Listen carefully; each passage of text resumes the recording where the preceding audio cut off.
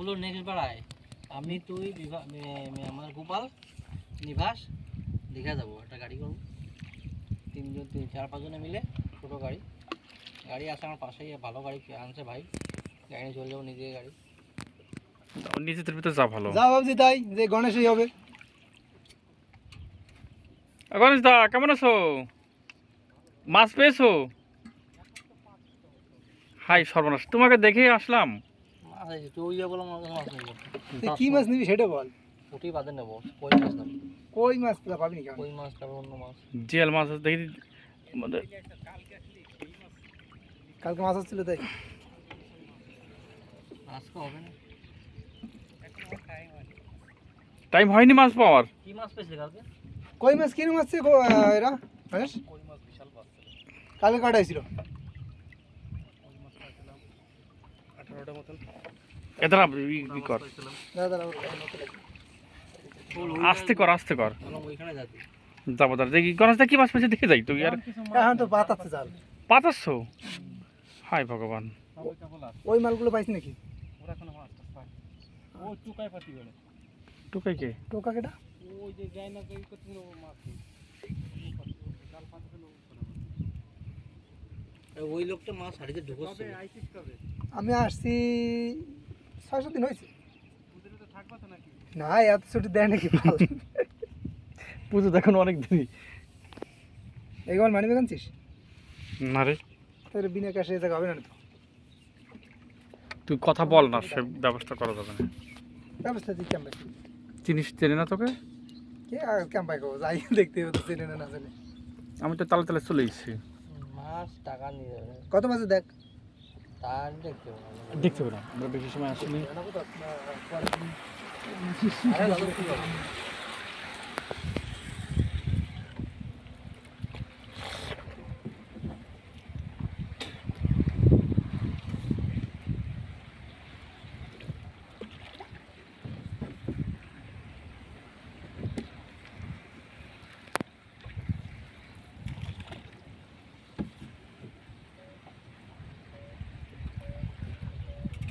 কই মানে বিশাল হবে, ওগুলো মাছ নেবে ভালো সাইজেরই 5টা হবে, 5টা তো বড় সাইজ পাবে 200 গ্রাম করে। আর টাকায় কম হবে, 1 কেজি হবে। আর বাজারে এই চাষের কই পাওয়া যায় 5টা 2 কিলো হয়ে যায়। ওগুলো বেশি ভালো না, 2 কিলো তো ভালো টাকা খায়। স্বাদ দেয় রে। মদনপুরে মাছ ভালো পাওয়া যায়। মদনপুরে মাছের ফ্যাক্টরি, মদনপুরে হ্যাঁ মাছের প্রচুরই। কিন্তু গোপাল পোতা খাবে না। মদনপুরে বাজার টাজার ভালো আছে না? গোপাল নিরামিষ খায় পায় না। মদনপুরে তোরই সবজির মার্কেটটা হেভি।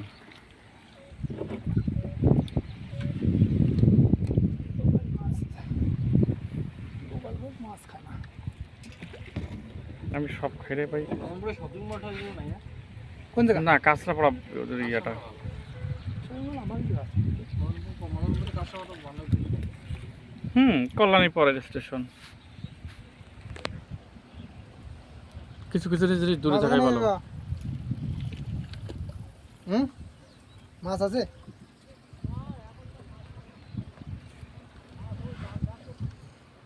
এখনো পাননি?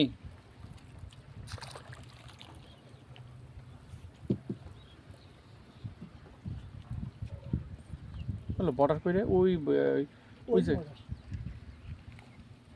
যে কি পাট খাটি হয়েছে ওদের কাছে চল। ও এই যে মাছ কই? এই যে এই নাকি তাই? ওই এখন মাছ ধরবে আর ওর ভিতরে দিয়ে রাখবে। এই সবাই জাল পাত আছে বুঝলি তো পারছিস না, সবাই একই তাল। এরা মা আসবে 8টার দিকে না 7টার দিকে এই মাছ ই করতে।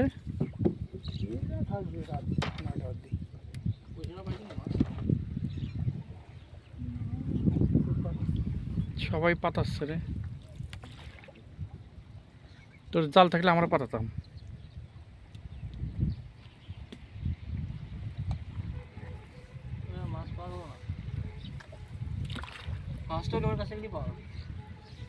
কমনি শাক তুলবি নাকি? সাপড়া তুলবি, অনেক সাপড়া আছে। শাপলা তুলবি না তো কমনি শাক তুলতে পারে তো। তুমি সব চল নেবই বা নাকি এই যে হাড়ি, এই বোধহয় লোকের ফেলে দিই। আরে আপাতত এই জায়গায় রাখবি।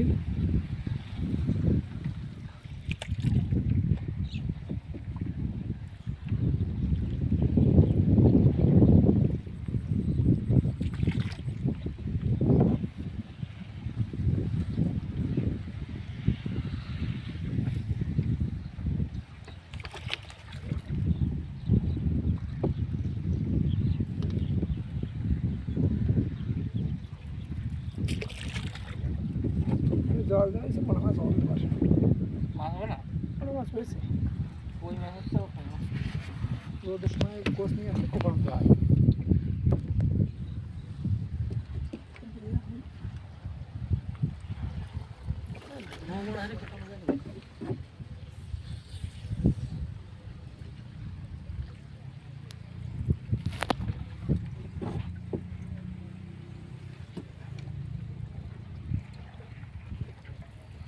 পরীক্ষা হয়ে গেল কালকে।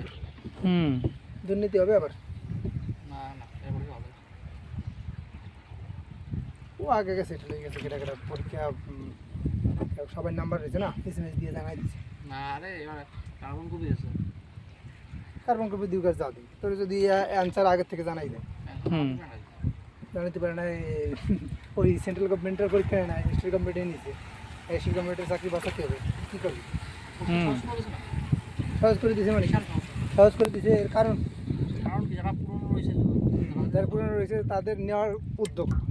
তাকে তো সিট রয়েছে, এবার নতুন সিট আছে, তাকে 15,000 সিট আছে আর 25,000 সিট করেছে নতুন। তাহলে তাহলে ওই ওই ও বাদ যায় না, একটা সবগুলো নিয়ে হয় না, যেগুলো পারবে অযোগ্য যেগুলো পরীক্ষা দেওয়ার চান্স পায় না ওইগুলো বাদে সবই পাই যায়। আর মমতা তো বলছে অযোগ্যগুলো আবার নেব, সি গ্রুপই দিয়ে দেবে। C group seat. আরে ভালো বেশি না, মিথ্যে কথা জীবনে নেবে নাকি?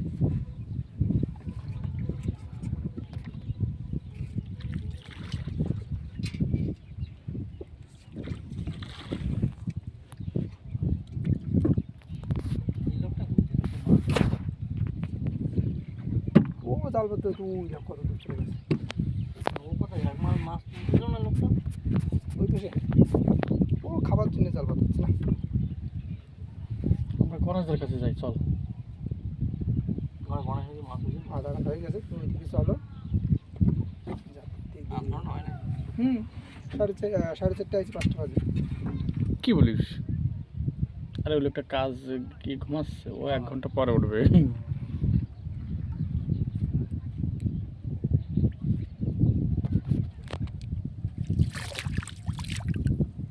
জায়গা কিনেছি, বাড়ি আমি ঢুকবো এখানে তো। এই পুজোর পরেই শুরু করবো। গোপাল বলে পুজোর সময় বিয়ে করবে, আবার পুজোর সময় বাড়ি করবে, কি কাজ যে করবে তা সেটা জানি।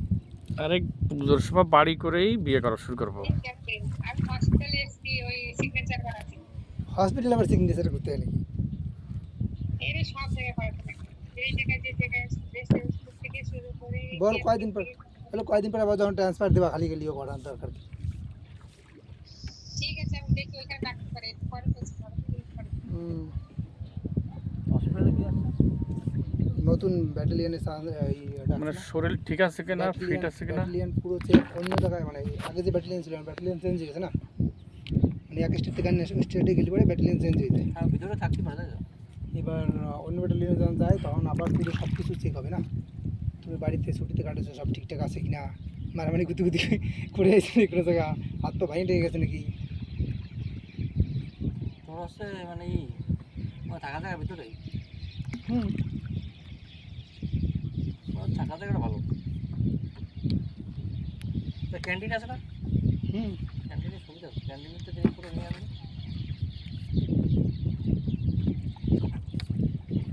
ক্যান্টিন কার্ড আছে না? কার্ড নিয়ে কিন্তু কাস্টমারদের মাল কেনা হবে।